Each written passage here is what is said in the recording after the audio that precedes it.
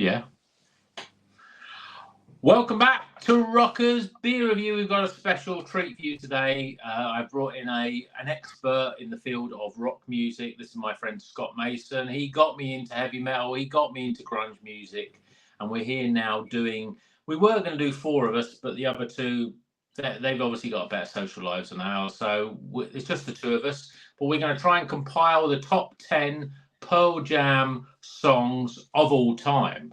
And we've had a little conversation how we're going to do it. Both of us have gone away, done our top 10. We don't know what each other's top 10s are. But we thought what we would do is we'd go from the latest album to the first album and just sort of discuss which tracks we have picked from those. Then we'll somehow try and work out a top 10 that both of us will agree on. And then if we've got time and we can think that the impossible is possible, we'll try and rank them from first to 10th. So let me know in the comments right now your top 10 Pearl Jam songs if you can, but here's ours. Right, okay, so let's do the introduction. Scott, welcome to the channel. Now, if you've been on the channel before, you may have seen him on previous videos when we've been drinking craft beer. We are drinking craft beer now, but we are fairly sober. Can you confirm that, Scott? Yep. I'm sober as a judge.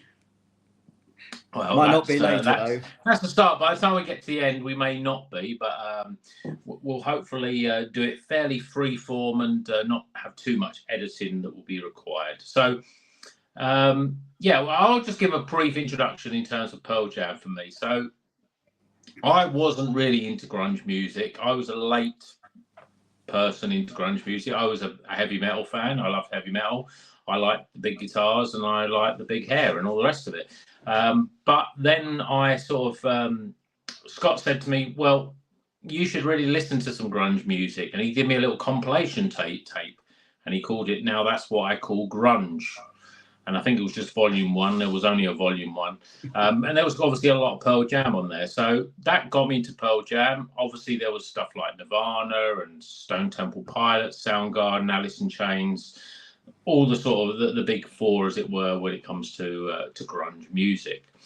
So we've seen Pearl Jam together a couple of times, haven't we, Scott? How many times have you seen Pearl Jam? Don't know. Might be half a dozen, probably. So you've seen more Pearl Jam than I've seen. I've seen them 3 times, I think. But, you know, we've seen them live. We know their albums and stuff like that. But yeah, Scott, tell me, just give me your how you feel. What do you feel about Pearl Jam as a band? You know, what they mean to you, how you got into them. Can you remember the first time you heard Pearl Jam, for example? Yeah, I'm not sure I can remember the first time I heard them. I just the moment I did hear them, I fell in love with Eddie Vedder's voice. It was very distinctive. I liked the guitars. Obviously coming from a bit of a metal background, I liked the heaviness and the punky element of it as well. But what I really liked was the melody that Eddie Vedder put over the top of it, which just made it stand out from a lot of other music at the time, really. So I instantly enjoyed listening to them, and I would say 10 is still, and it's what, 30 years old, is it? It's over 30 years old now. Probably still my number 1 album, or if it's not my favorite album of all time, it's certainly up there. It's stand the test of time, and they still, you know, they still create a huge amount of great songs even now with the latest album. I think that's great as well. So yeah, I've been a fan ever since I first saw them and heard them, really. So brilliant. Yeah. So did you? I mean, you obviously did you? Were you aware of them when their album came out, or you know, i.e., what was the first album? 91, was it, when the first album came out? Yeah, I think so. Yeah. Yeah. So did you? Because I didn't really sort of give them any sort of listen until probably 94. So it was a few years after that. But you were into them from sort of as soon as they came onto the scene, then, really. Yeah, I think you know, you got to think that early 90s era was, you had Pantera releasing classic albums and Faith No More, you know, with releasing great albums. Red Hot Chili Peppers at the same time, Nirvana, the Black Album from Metallica. It was an era that sort of 91 to 94 that just produced what I still feel are some of the most greatest rock metal albums, and I still go back to that catalogue and listen to them. It was a really good era for rock music, I think. Yeah, definitely. Yeah, I mean, obviously, I suppose Pearl Jam there was this sort of era before Pearl Jam, wasn't there? The sort of, and obviously they came out of the sort of the ashes, I suppose, of the Mother Love Bone and obviously Jeff Ament and Stone Gossard were part of that, and then obviously they brought Mike McCready came in and Eddie Vedder. But yeah, they were. I suppose they were at the forefront, and I suppose to some extent they're the sort of longest survivors, really, because I know that you and I both love Alice in Chains. We both love Stone Temple Pilots. Obviously Nirvana, and you and I are both massive fans of Soundgarden, especially with Chris Cornell. And all those lead singers are no longer with us, and Eddie's the only one left, which is a little bit sad. But they have that long. They have kept going all these years, which is, I know the other bands are still around to some extent with different vocalists and stuff, but yeah, they kept going, and obviously they've had this, what we say, dozen albums that they've had. So there's a lot of songs to get through. There's a lot of albums really to get through. So we'll start, instead of starting at the beginning, we'll start at the end with Dark Matter, which has only really been out. It's been out this year, 2024. Just give me a quick, because we're going to say if we've got any songs from this. But first, what do you think of the album? How does it react? I'm not going to do this with all the albums, but how do you feel this album sort of ranks with the rest of the albums in terms of the sort of songs, in terms of the sound, all the rest of it? I think the new album's got a great sound. I think it's very well produced. I think the first single, Dark Matter itself, is a great song. The production's really good on the album. The drumming is incredible. Certainly on the song Dark Matter, I love the drum beat, and Eddie is true Eddie, sort of warbling all the way through the album, whether it's sort of a fuel infested punk song or something a little bit more melancholy and lighter. So yes, it's an album that I think is very good. I don't have any songs in my top 10 off of that album yet. I just think it's a little bit too early, and it'd be too easy to just pick something off of that album personally. So perhaps if we were doing this in a couple of years' time, there might be a Dark Matter song creeping into the top 10, but as it stands right now, it's a bit too new and fresh for me to add something in here.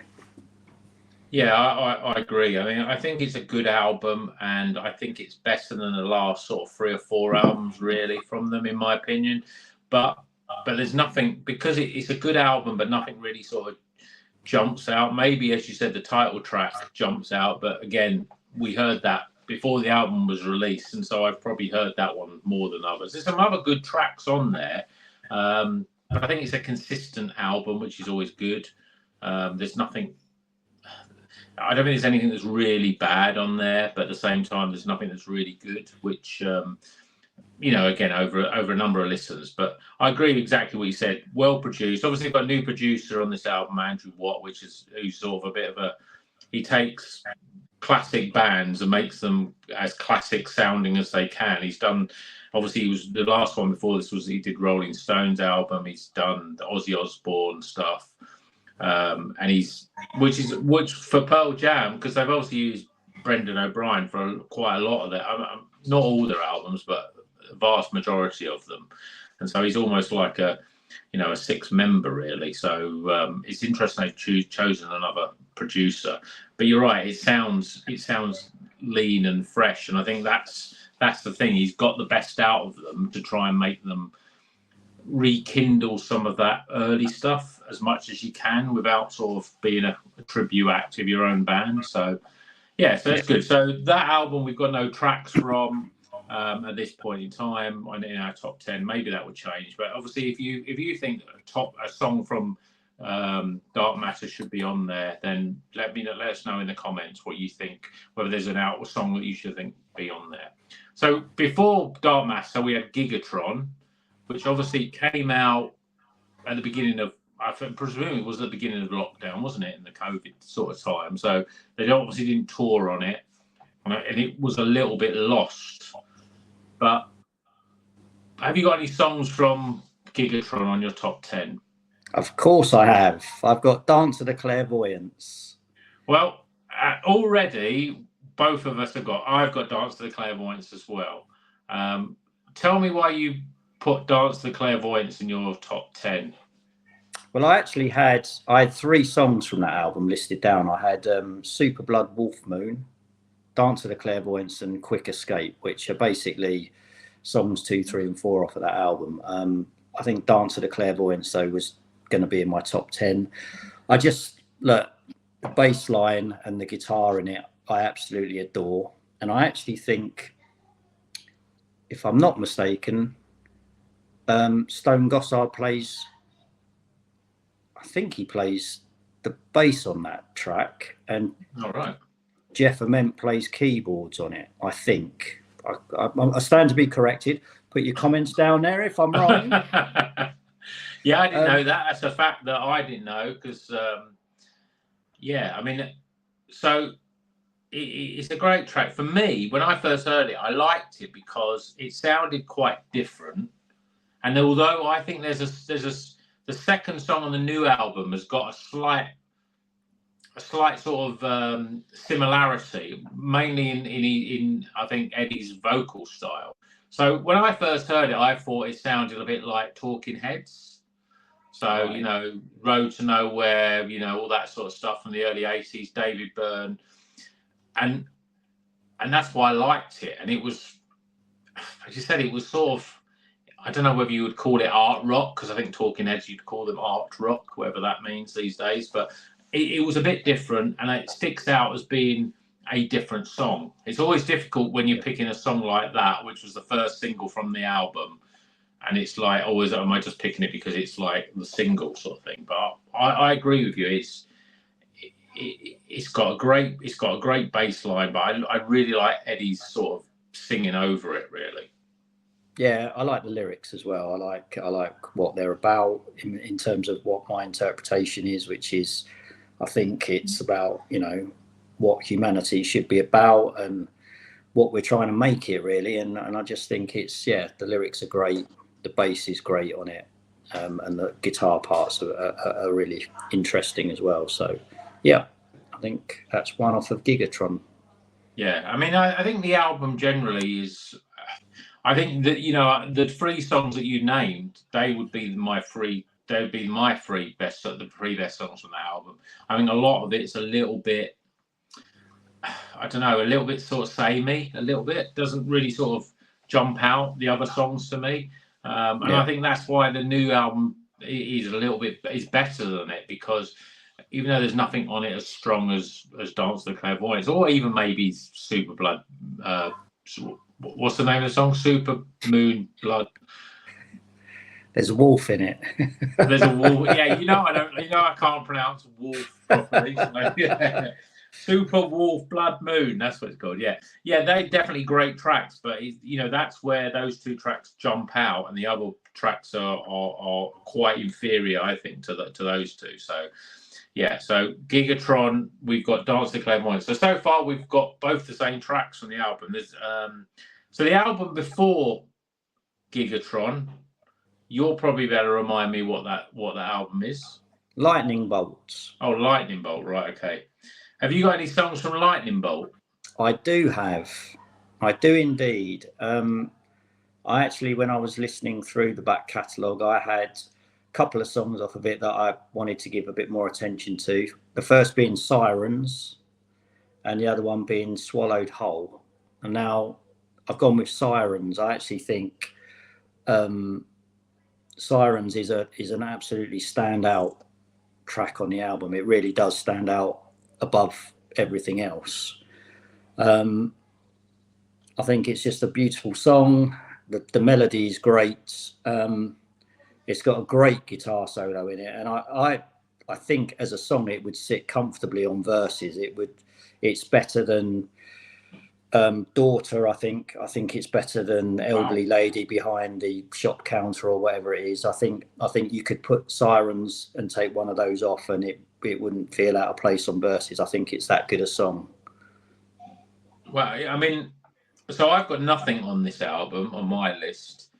But if you know the gun was to the head and I was like told to pick a song, Sirens would be the first one that I would, without hesitation, almost to the point where I would struggle to name another song from that album.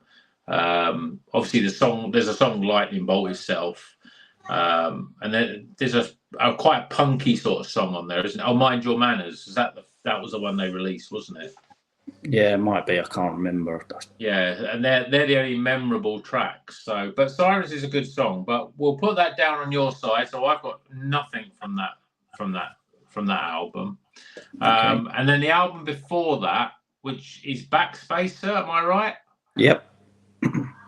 That's correct. So I'll start off with this one. So I've got a song from Backspacer, and the song is, and I always, every time I know what the song is, but every time I go to say it, I want to say something different because it's a weird title. So the song is Unthought Known. And I always want to say Unknown Thought because that seems more logical. But Unthought Known for me is a cracking track from that album. I think this is a good album. There's a lot of good songs on it. There's a few others. The other one would be, I've got on my list here. Let me just quickly get it here. So I'm not familiar with it. Unthought Known, and then the other song would be the other one that was sort of vying in that top 10 would be Among the Waves. They're the two tracks. For me, Unthought Known, it starts off quite slow and quite sort of mid-paced, but then there's such a build-up with the song, and it just gets really going, and the melody in it is really incredible, and there's like a sort of real obvious key change in it where it just takes it from a slow sort of plodding sort of song to a sort of something a really sort of almost like anthemic, and that's a favourite of mine. I mean, I do love the album generally, and I thought it was a real return of form after a few albums before that I didn't really like at all. But that's the song for me. So I'm going to put Unthought Known in my side. Have you got anything on this album and yours then?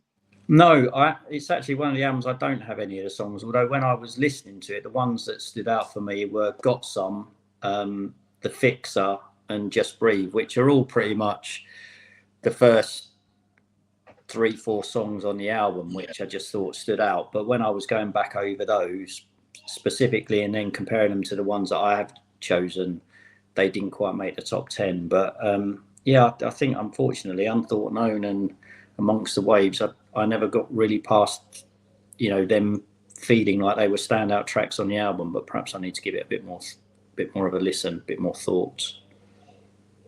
Yeah, I think it's a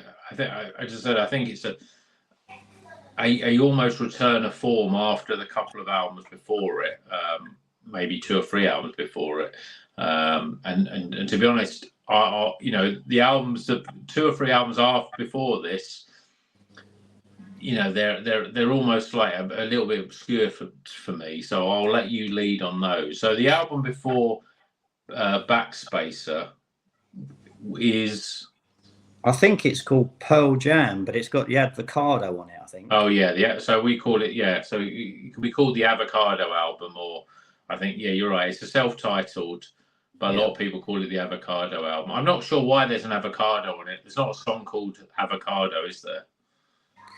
Not that I'm aware of. But I mean, Eddie Vedder could slip avocado into any of the songs, and I wouldn't probably know what he's saying. So have you got any songs from the self-titled or Avocado album? No, but once again, the ones that stood out for me were the first couple, which is Life Wasted and Worldwide Suicide. And then I think Inside Job is a really good song on it, which is a bit of a long grower. But yeah, once again, this album, a bit like Backspacer, I never got never picked anything from it that was going to make my top 10. But I do think it's quite a good album, and it's a bit underrated, really. But because those songs in particular are very good songs. Yeah, I agree. I mean, it's difficult to pick them out. I don't know it as well, but those songs that you said, they were the ones that I would have picked as well. So the album before that, it's either Riot Act or Biennial. Right. So it's the album before that is actually Riot Act. Okay. Well, I've got nothing on Riot Act. So I've got 2 from Riot Act. So wow. on my list is the ones that stand out for me are Save You, I Am Mine, and You Are. And in my list, I've got I Am Mine and You Are. So I Am Mine.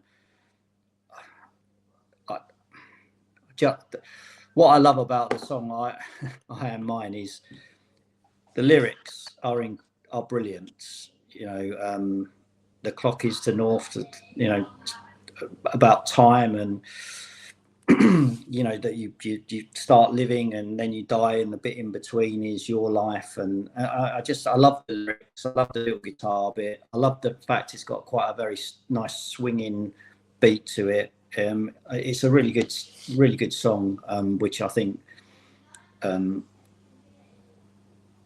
made my top 10 because of the lyrics alone and Eddie's melody. You Are is a bit of an obscure one, but what I really like about that is the guitar sounds great, and it's totally different. It's like a distorted flange sound. The melody on the chorus is really prominent, and I love the lyrics, you know, about relationships and how they, you know, how people need each other and stuff like that. So it's a bit obscure, but when you give it a bit more, you know, quite a bit of it, you know, diligent listening, it's a really good track, and it's got great guitar sound and totally different to their sort of usual just distorted. It's got a real good flanging effect, which makes it stand out, I think. That's quite good. I mean, Riot Act for me, I listened to it again, and it just flew by me in terms of nothing jumped out. But I never really listened to it when it came out, and for whatever reason. But I'm not even quite sure. I don't even know what year it came out. But yeah, it was one of those albums that sort of passed me. I think there must have been something a bit punkier on there, a lot of the stuff. Maybe that was the upfront stuff, and that put me off a little bit. So I probably haven't given it enough listen. But what we'll do when we've got our 10, we may have a little listen to it off camera sort of thing, and you can explain to me why I should be liking it, really. Okay. Yeah, I'm just having a quick. Just give a second. So Riot Act. I'm just trying to think. The one. So yeah, I mean, if you think about it, You Are and I Am Mine are, you know, they're songs, sort of songs 6 and 8. So if you don't get into the album on the first few songs, most people just would switch off listening, you know, beyond that, really. So, but they're both very good songs. So, and they make my top 10. Right, okie doke. Okay, the album before that then is going to be Binaural. Binaural, and I have got a song from there, and I'll be surprised if you haven't got the same song, because you were the one who turned me on to this song, and that is Nothing As It Seems. Yeah, this song to me is one of their best, and I've been fortunate to see them play it live, and it's as good live as it is on the album. The lead guitar sound is blows me away every time I listen to it. Sends shivers down my spine. It's really gets under your skin, and it's got a great sound, and gives you a great feeling listening to it. And once again, you know, the lyrics, Eddie never lets you down with his lyrics. They're just great, about struggles with life and things not turning out the way you expect them to be, and you believe they will be. So it is definitely it might be my second. It's between 1 and 4. It's not 1, but it's 2, 3, or 4 in my favourite Pearl Jam songs of all time, I think. Yeah, see, for me, this would almost be my 9th or 10th. I mean, I like it, and I like the it's quite a sort of laid back bluesy sort of. For me, it's all about the guitar playing through it. I find that the lyrics sort of just fly over my head a little bit. They don't really sort of resonate as much. For me, it's all about that sort of really sort of quiet, sort of bluesy sort of sound, which, I'm presuming that Mike McCready's playing most of that guitar over it, but you never know, because I know some songs Stone Gossard does plays lead, and if he writes the song, he sometimes does a lot of that sort of stuff. But yeah, it's a great song off an album that I struggle to think of other songs that I like off that album.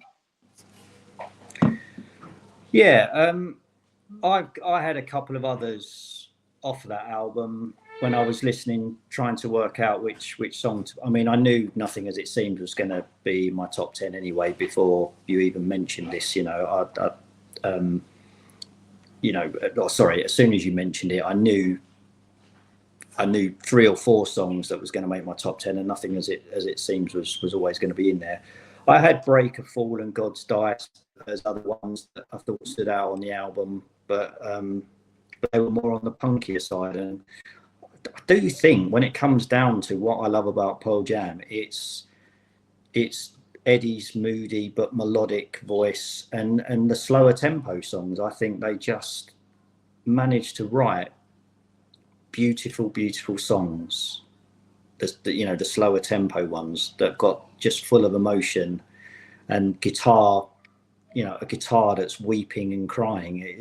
They just get so much emotion out of their music that way. So yeah, I don't think they're really. I think to the sort of casual fan, they're probably not seen as that as much. They're probably seen as more, the rockier stuff. But as you say, the more laid back stuff, I think is a little bit underrated. But also at the same time, obviously they're not going to release those as singles. Now we're sort of not in that sort of height of the grunge scene, so these sort of songs can easily get lost unless you are a big fan, really. And I think there'd be a lot of Pearl Jam fans that will probably go, I don't really know this song. I mean, I was the same, when you said, oh, this album is all about this song, and I'm going, yeah, okay, whatever.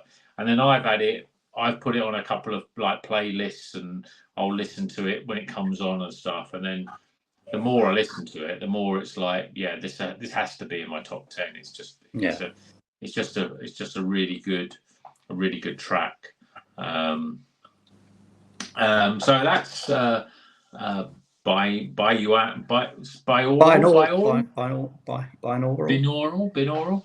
Yeah. And then the album before that. Now we're going into, believe it or not, we're still into the 90s now, and an album that I think a lot of people are, I always get my Pearl Jam ranking videos that, is the most, one of my videos that is still gets quite a lot of views on a monthly basis. And a lot of people do like this album, Yield.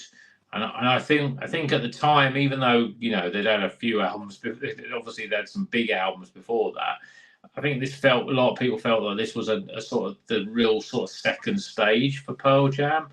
Have you got any songs from Yield on here? Yes, I do. I've got one song, a song called No Way. Right, okay. Well, I've got a song as well, but it isn't No Way. And it's probably, again, I always feel loath to pick the obvious track, but it's Given to Fly, the first song.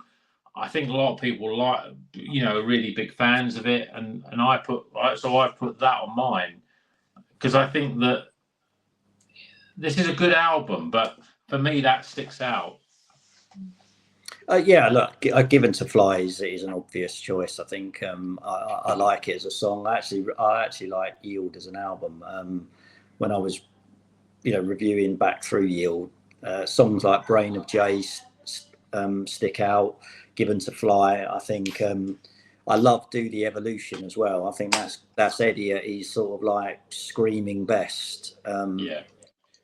With a really good little guitar lick, sort of that when it all drops out and breaks down, and then they do the little bit where they talk about a choir and they make it sound like there's a choir singing at the same time. So I think Do the Evolution is great, but No Way was not an obvious one, and once again it's a bit like when I mentioned You Are with the sort of guitar, the flange guitar. What I like about this is it's got a backwards sounding guitar on this one, and the song is once again it's a bit of a grower. It slowly builds up with a really, really good drum beat all the way through till it sort of like has a big crescendo towards the end. So I think it's late on in the album. So once again, I think people could quite easily possibly switch off before they get to that, or not be, because that is track 3, No Way, and it comes before Given to Fly, which is obviously the big song. I mean, I think No Way was another one that you mentioned recently when we were doing this list, and you did mention that, and I was like, I couldn't even pick what album. When you said the name, I thought I'm not even sure what album that's from. But yeah, I listened to it again. It's good. I mean, by the looks of it, it's a Stone Gossard heavy song. He wrote the lyrics and the music, as well as McCready and Vedder's. No, you're right. It's just a Stone Gossard song. He wrote the lyrics and the music for it. Oh, wow. And that backward guitar, it reminded me of some of his sort of work he did with Brad, with Brad, I should say. Has that sort of, it's a very unique style. You can see he's very much a rhythm player, but when he plays lead, he plays quite a different type of lead than Mike McCready would play, for example. He does more stuff. So, when you've talked about some of this, like the flange guitar, the backward guitar, it always makes me think that that's Stone Gossard that's playing that, because that's what he does. I think he's not like McCready where he plays all these sort of big runs and, very sort of widdly type of solos. He's not a lead guitarist per se, so he wants to do something a bit different with the lead guitar playing. And as I say, that gives a bit more of a complexity and layers, I suppose, to Pearl Jam's sound, really. And I think you're right. That song, the song No Way, is very much a Stone Gossard sort of signature track. Yeah. And what about Given to Fly then? That's got great drums. It's a bit different. Yeah, I mean, Given to Fly, I suppose it's one of those sort of songs it's very immediate. You listen to it the first time and you think, it's a great song. Which sometimes is always, it's not. I'm always a bit nervous of those sort of songs, because you think, I like it, and then I'll listen to it 10 times, and then I'll be so sick of it I won't ever want to hear it again.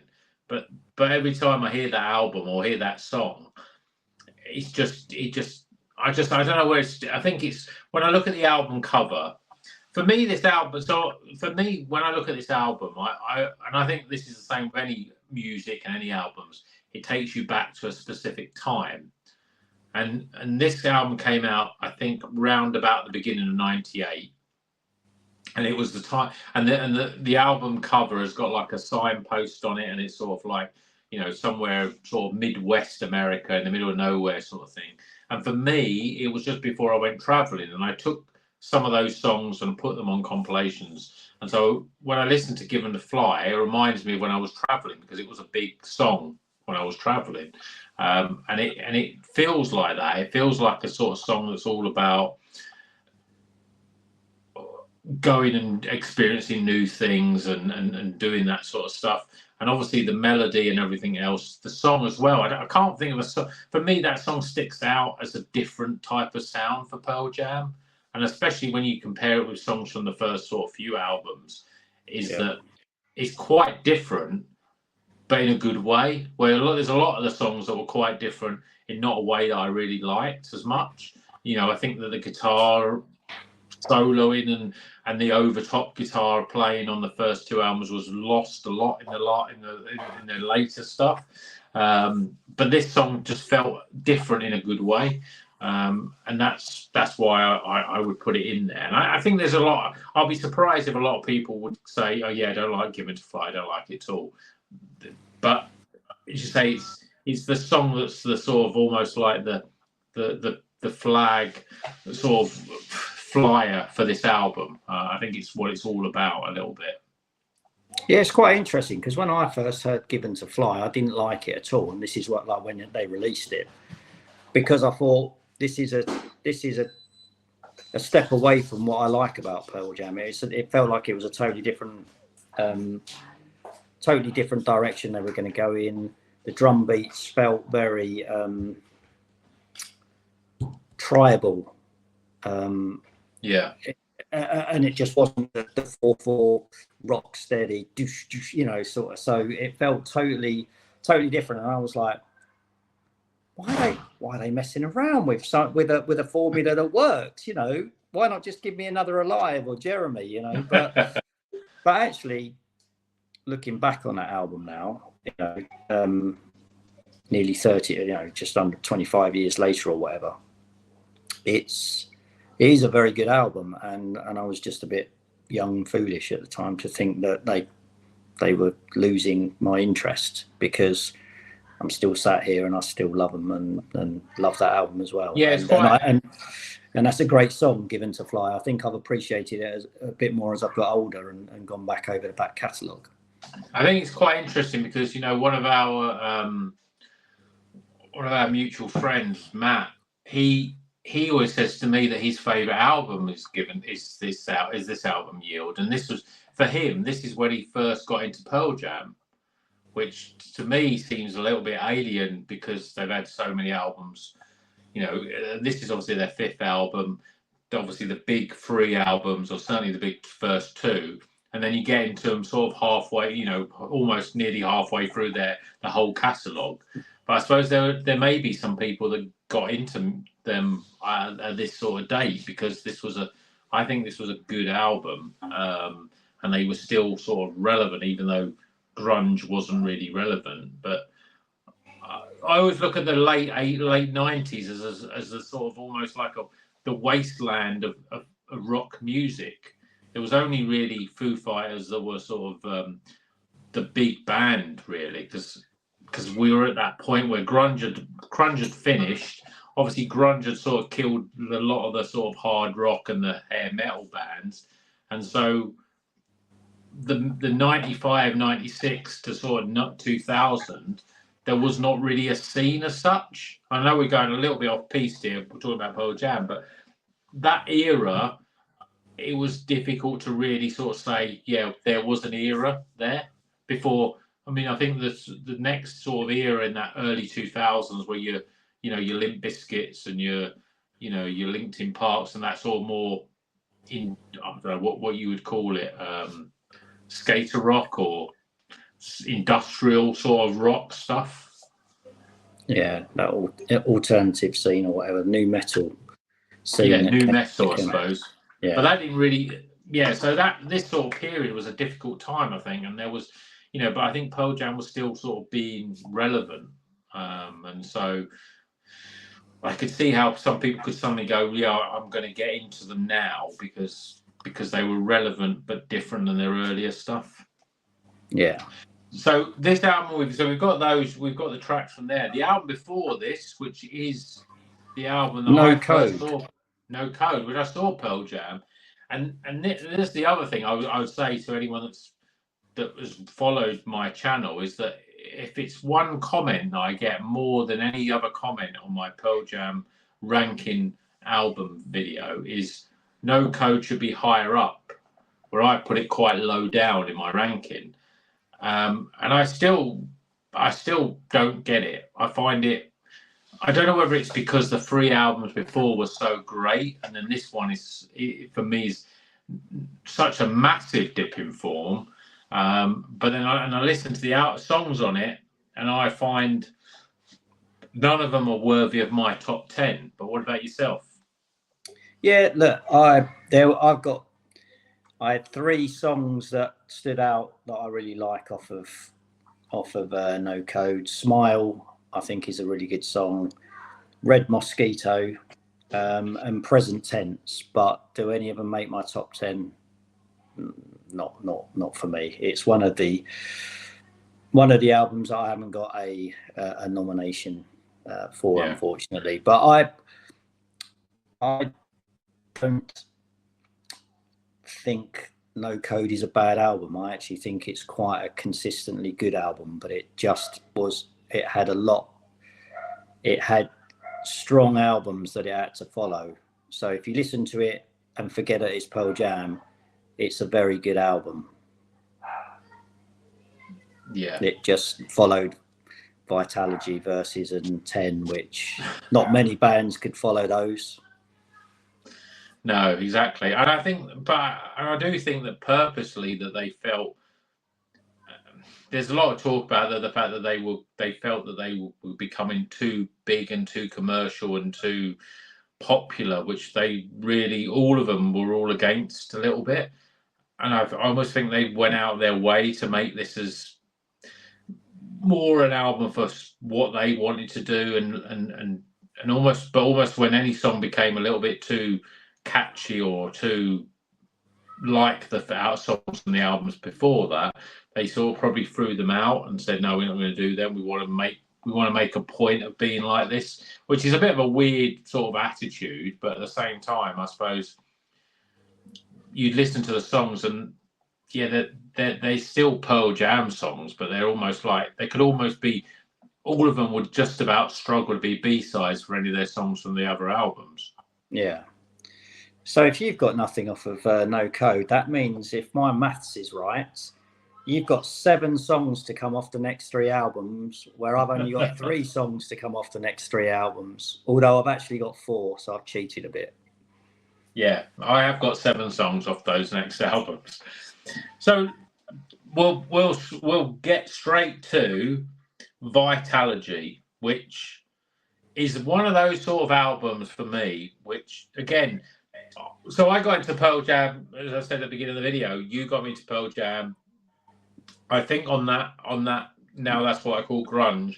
There were songs from the first 2 albums, but that was it. And I think you probably did that compilation round about the time where Vitalogy came out, and I don't think there was any songs from there. Maybe there may have been some more easy accessible songs, and I won't say them because they'll probably come up in my top 10. What, like Bugs and No, Foxy, Hey More Fat, but whatever it is. Not Hey like Mama, Bugs That's Me. or any of those other. There's another song, isn't there? Yeah, there's the weird thing about Vitalogy is it's got absolute diamond songs on it, and then it's got probably the worst stuff that I've ever heard Pearl Jam write. It's a roller coaster of an album. Yes. So getting the bad songs out of the way, Bugs, Satan's Bed, the weird stuff like Aya Davenita and the Hey Foxy Mother Mop Handle, That's Me, You Stupid Mop, or whatever it's called. Which, these days when I look at metal albums and I see a song that's like more than 7 minutes, I get really excited. But when that is that Hey Foxy Mop Handle is just over 7 minute song, but it's just like them, just like, I don't know what they're doing, but it just ruins the whole album. As much as I love this album because there are some great songs. So I've got how many tracks have I got from this album? I've got 2 tracks from Vitalogy on mine. So I'll start with the first one, which is probably the obvious one, and that's Better Man. Okay. Have you got Better Man on your list? Nope. Right, okay. So Better Man, I mean, you obviously got Better Man, you got Man and Nothing Man. Sometimes get it confused. But Better Man for me is just, it's their ultimate ballad. I think it's accessible, it's sort of sing-alongy, sort of anthemic, it's great live, but ultimately it's a really good song with a strong melody. And it's, when you think of some of the very sort of offbeat songs from this album. It almost sort of is the antichrist of those bad songs. It's just so accessible, but it's still really good. I never tire of hearing it, really. And they've released it live, acoustic, all the rest of it, and all the versions of it are great for me.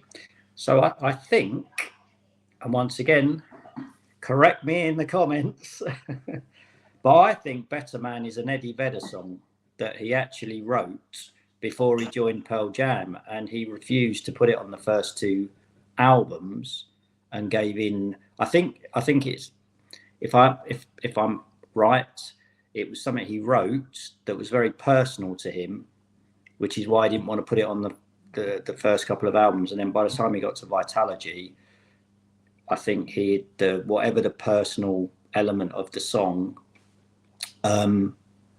he'd got over that sort of torment or mental block of not wanting to put it out, and accepted that it could be recorded and released. So I think it's either Better Man or Nothing Man, but I'm sure it's Better. No, I mean, I've got the Wikipedia up here, and it is a Gossard. It is a Vedder song, both in its music and lyrics. Where Nothing Man is actually music's Jeff Ament. All the lyrics are Eddie Vedder on this album, but it's a bit of a weird one because it says all lyrics by Eddie Vedder and all music. All music is Pearl Jam except for Nothing Man, which is Jeff Ament, Satan's Bed, which is Gossard, and Better Man, which is Vedder. So yeah, you can see that's a Vedder only song. They won't need to comment below then, will they? Because I got it right. They won't need to now because Wikipedia never lies, or does it? That's not going to do your ratings any good if there's no comments. But I'll ask people, because I mentioned Better Man to my daughter today, who said, "Oh, Better Man, I know her favourite artist wrote a song called Better Man, and it's much better, Better Man, and it's bloody Taylor Swift." So if any Swifties are watching this, one, I'd say, why are you still here? But she's written a song called Better Man. So the lyrics of Better Man is all about.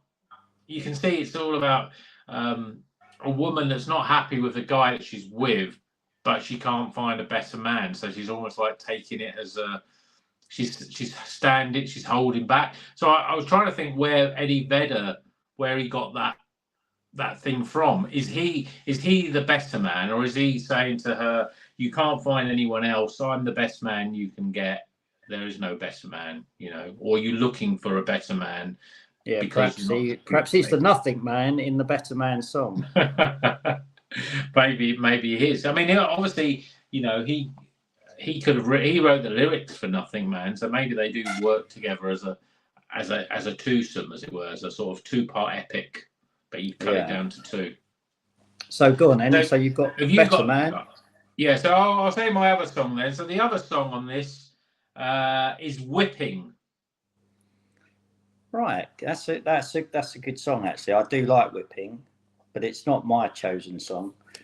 But when I was listening to the album, I had Whipping as a standout song to consider for my top 10, and I like the tempo of that song, I have to admit, and I like the chorus. It's very catchy, and I like the lyrics.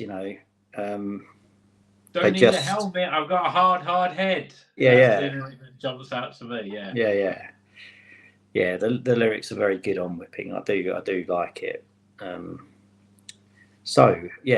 I do have one song off this album. I've got Immortality. Immortality. All right. Okay. Yeah. I actually think that's the best of the three slower songs. I think that's better than Better Man. I think that's better than Nothing Man.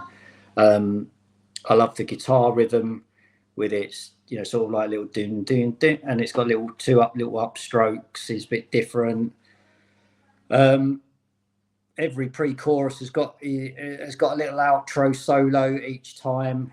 The bass line just sways all the way through the song, and the last verse, the melody changes with a bit more gusto, which I think really stands out. It's him blowing off a bit of steam, and I said, Immortality is that's up there with Nothing As It Seems. It's in my top 4 songs by Pearl Jam. Wow. It's I think it's an incredible song. Yeah, I mean, I like it, but I don't think it would. I mean, even from this album, I mean, yeah, I'd probably put songs like Corduroy before I'd put something like Immortality down there. Yeah, I had Corduroy down as a song to consider. I think that's quite good. That always turns up in your Vogue top 10s, you know. But they love a bit of Corduroy because it's Eddie Vedder like moaning about the fashion industry and being exploited. Yeah. Which all these magazines. I mean, it's one of it's a strange album because, as you say, there's lots of, you know, what you first hear it and you think, oh, it's a bit too punky, and then, but you know, because that Spin the Black Circle, Tremor Christ, I mean, even Whipping to some extent is probably one of their sort of punky like songs. Prior to all those sort of songs, and then you got Bugs and Saint's Bed. But then, as you say, if you cut through a lot of this stuff, you find your Immortalities, you find your Better Mans, you find, you know, maybe your Nothing Man as well. And it's still up there with, I think, the top. I still think it's up there with the top 3 albums for me. I just remember when it came out, there was this big outrage, and I wasn't even into Pearl Jam when it came out, really, that after Verses and 10, it was like, it was the real sort of like, oh, we're just going to do whatever we want, and it's going to be as much anti those songs as ever. But when you get into it, you think, well, there's still songs on there that could easily have appeared on those first 2 albums. No, it is consistently good, although it's the one album that's got the worst stuff that they've ever done on it. It's a real, as I said at the beginning, it's a real mixture. It's a bag of rebels, that album. Yeah, because you're right. Spin the Black Circle, Not For You, you know, Immortality, Better Man, Nothing Man, Whipping, Corduroy. You know, I've got, what have I named there? 6, 7 or 8 really good songs. But then there's 4 real dross on there, which probably Eddie Vedder and Pearl Jam will probably be quite happy that I'm saying this, because quite frankly they probably wanted to turn a few people away at the time to get away from the mainstream. Yeah. And Bugs and Satan's Bed probably does that. Sorry, Stone, but yeah, that's crap. And so we hit Verses, their second album, the difficult second album that probably wasn't that difficult, because I know we said at the beginning of the video about Black and all the not Black, sorry, I'm going on there a bit, about 10 being, you know, one of the top albums of all time. Yeah. But I would almost say that Verses is the better album than 10. Because I think there's a level of maturity. There is definitely I think there's a complexity to the songwriting, and that is why I've got 3 songs from this album in my top 10. But I'll let you start, because I've got 3, and I hope that. Well, how many have you got from this album? I've got 2. I hope that I will be disappointed if the 2 of your songs aren't the same 2 of mine, plus another one. I think it's highly unlikely that you've got both of these, but when I was looking at this album, I could have picked 4, to be honest, at least. I agree. I actually think I love 10, but 10, every song's got the same feel to it. This album's got a lot more variety in the way the songs are written. So, for an example, and it's not in my top 10, I really struggled to drop Rats. I love Rats. I think the lyrics are fantastic. I love the bass line, but it's not in my top 10, but it's such a great song. Likewise, WMA, I love the tribal sound of that. I love Eddie's vocals on that, but that's not in my top 10. I've got Rearview Mirror, because it's just a classic. Right. Yeah. Well, we've both got Rear View Mirror then. And I've got Indifference because the lyrics are probably some of Eddie Vedder's best lyrics, and We've both got Indifference as well. Yeah, and I've been fortunate enough to see them play that live, and it was as good live as it is on the album. Yeah, I don't think I've seen them play that live. I mean, I'd almost get to the point where Indifference is probably my favourite Pearl. You know, when you look at your sort of top songs, and you mentioned things like Immortality and Nothing As It Seems, and those very sort of soft, heartfelt sort of songs. Indifference for me, I just want to I poorly sing along to it because I think it's an absolutely amazing vocal performance, and it is all about the vocals and the lyrics. I don't even think about the music really in that. It's all about the lyrics and the vocals, and it is one of those sort of ballads that's unique, and at the same time, there's like this haunting sort of quality about it. It's difficult to sort of describe, but for me, it's just the ultimate Pearl Jam song, which isn't a rocky song, really. Yeah, once again, I think Indifference to me is in the top four. It's there with Nothing As It Seems, Immortality. There's Indifference, and there's one other. And I disagree slightly in that, as a bass player, the bass at the beginning, the do-doom, and then the little harmonics that he does sets the tone of the moodiness of the song. So I like that bit of the music. I know there's little guitar runs in it that send shivers down your spine. Yeah. But it's the vocal. It's the vocal performance that makes it, and it's a song where I think Eddie is singing like he's being tortured, and not in a like strangled cat sort of way. He's singing like with every emotion that he's got in his body, in every sinew. He is, holding. When he talks about holding a candle until it, burns up his arms, and stare the sun down until I go blind, and all of that. It's the lyrics once again are just of a man that feels like he's had a tough life, or he's singing, when he's singing from the heart or whatever. But yeah, it's once again an absolute incredible bit of art. That song is. I could listen to it.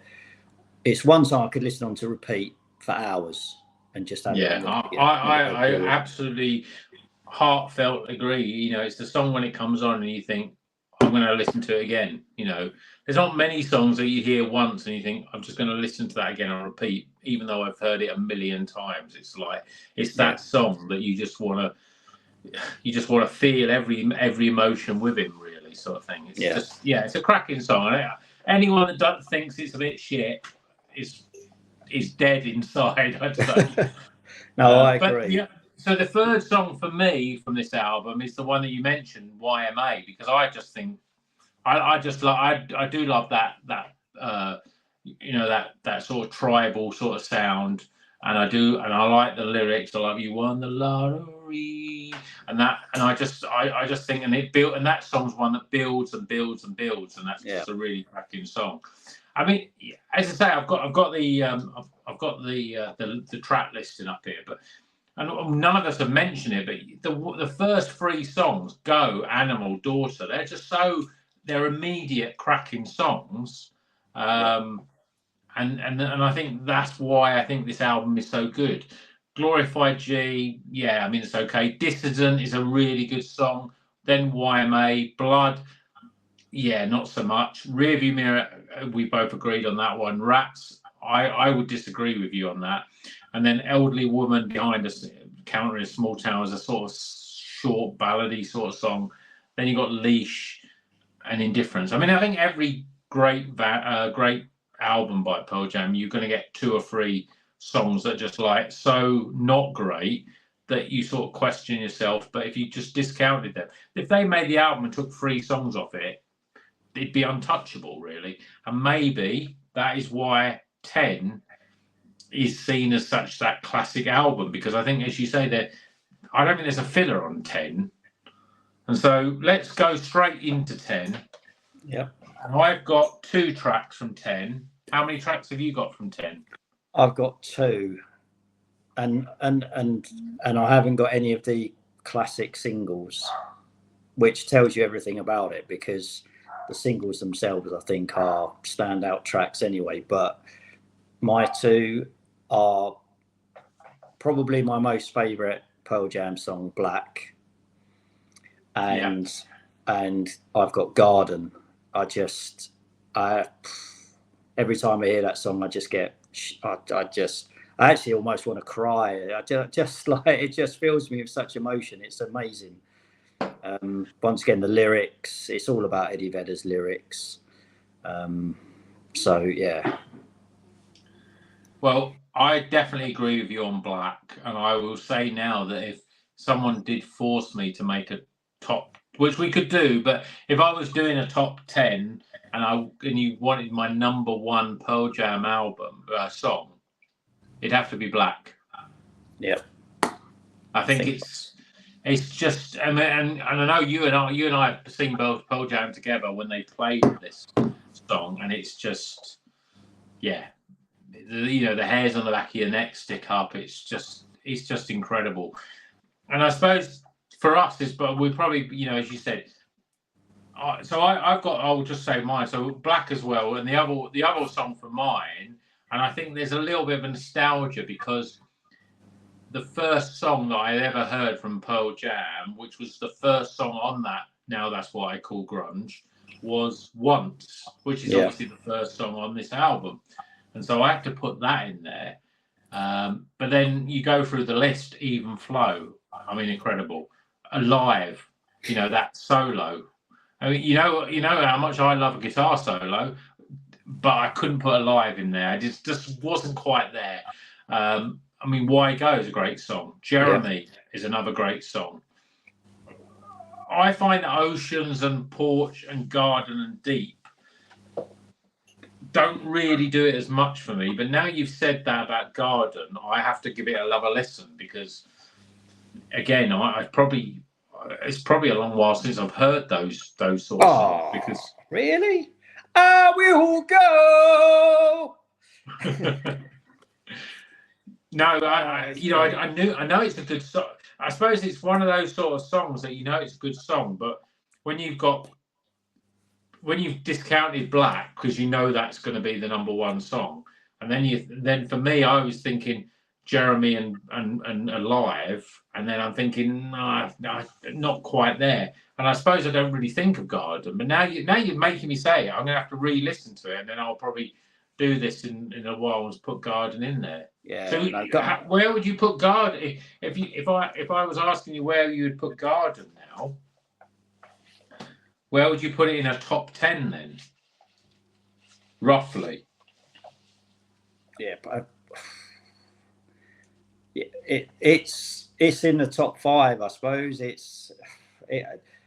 I can't. Nothing As It Seems, Immortality, Indifference, Black, Garden, probably my favourite Pearl Jam songs, and they've all there's a recurring theme there. They're not metal. They are just beautiful. What you're telling our viewers today is that you're a sensitive chap. You're an emotional, sensitive wreck of a man. that as I'm getting older, I'm getting more emotional. You cry at you cry at the very smallest things, don't you? I do these days. There's not if you see a puppy not a Disney film that doesn't make me cry now. Elemental. You can't watch Bambi ever. No, that pushes me over the edge. So there we are. We are pretty much. I'm going to speed it along just because we're over an hour. And I don't know how I'm going to edit this, but what was your other one? Let's see if we can get a top 10 out of this. So what have you got? You had Once, and what was your other one? Once. And Black. Oh, Black. Okay, you only had 2, right? Okay. So Black is definitely on the list. Yeah. Dance of the Clairvoyants is definitely on the list. Yes. Indifference is definitely on the list. Yes. And Rearview Mirror is on the list. Okay, yeah. Because we both said that. And then Nothing As It Seems is on the list because we both said that. Yeah. And you said Indifference. That's not bad. That's not a bad 5. You did say we'd have a few. Yeah. Similar. So we've got 5 on there. So we've got to try and fight it out for the next 5. Okay. Look, there's quite a few of mine that I if I think from your perspective you could argue they're not quite up to it. I think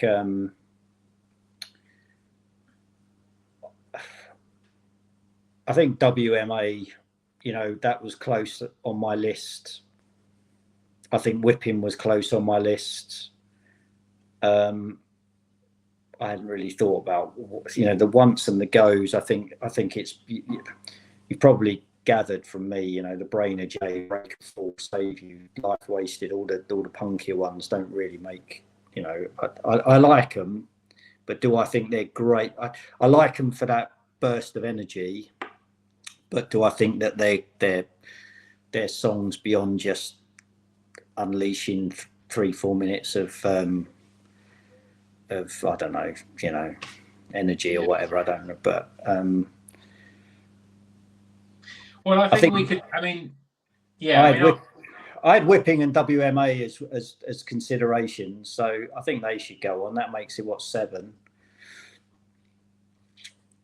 Okay, and I would probably put from yours. I mean, I can't really sort of comment on the Riot Act songs, but I probably could put Sirens on there. Yep. So stick WMA, Whipping, Sirens, and what have we got? How many is that? And then we've got.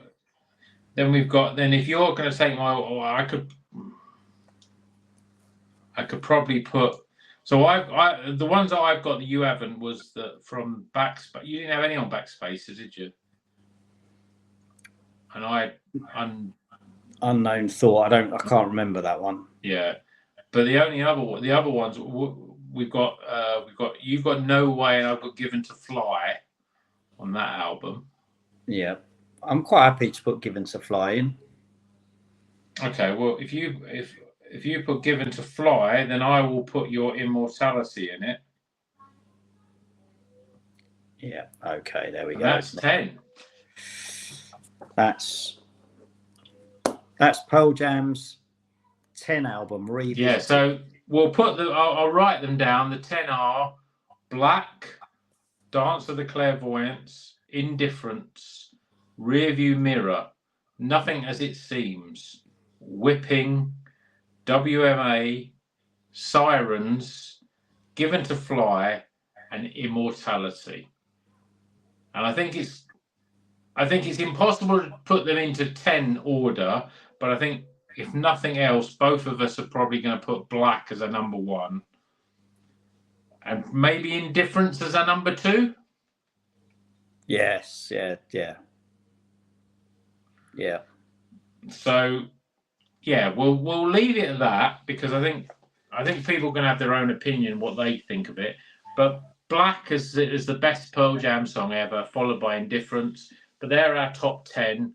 I will put them on the screen somehow so you can see them. But if you're watching this and you're still here after an hour or so, or you zoom to the friend and go, I can't be bothered with these boys whippering on about all kinds of rubbish. And you want to know what the top 10 is, then there they are. But let me know what you think of your top 10 because everyone's going to be different. If you've any of the songs that we've talked about resonate with you, then let us know in the comments. importantly, I think Black and Indifference, because we were very gushing about those. Let us know about them. We'd probably put Nothing As It Seems in third, and probably Dance to the Clairvoyance, and probably Rearview Mirror, because they were the 5 songs that both of us agreed on. So it's quite good that we both agreed on. I think if there was 4 of us, it could have been a little bit more of a fight over songs, but and then we would have discounted the other 2 guys because they know nothing about music. Well, I think they're not here to argue the fact. So I think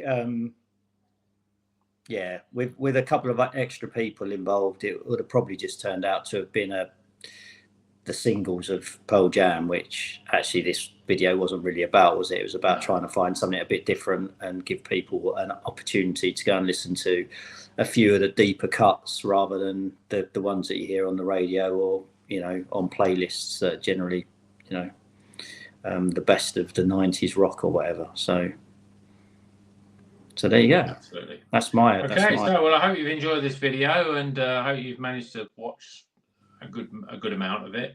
I'm going to go off and listen to Gardens and see whether I've missed a treat here with this song. Scott's going to go off and listen to Backspacer and realise that there's some better songs on there than he realises. Unknown Thought, yeah. and we'll leave it at that. So thanks very much for watching, and until the next one, you know what you're going to do. Keep on rocking. How did you do that?